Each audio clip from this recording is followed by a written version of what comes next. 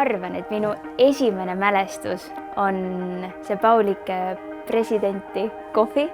Just see kohvipakk, sellepärast, et see oli see kohv, mida minu ema ja vanaema hommikuti alati jõid ja ma mäletan seda rohelist pakikest meie kööginurgas ja muidugi kohvilõhn. Mind alguses tegelikult kõige rohkem kohvimaailma juures paelus just see kohvikunst, aga kui ma tulin siia Mihkli juurde õppima, et natuke rohkem üldse kohvimaailmast teada saada, siis mulle pakkus kõige rohkem huvi cupping. See oli nii põnev ja kui meil oli siis üks osa Mihkliga, kus me tegime cuppingut, ma nii ootasin ka seda. Minu meelest ma vastasin kõik õigesti. Sain 5.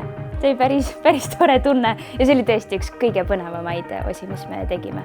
See koolitus, mis me Mihkliga tegime, oli väga hariv, kust maalt on mingi uba pärit ja miks mõni uba just sedasi maitseb. Kohvikunst on selline hästi pisikene osa, aga just kõik see kohvi maitsete maailm on nii põnev.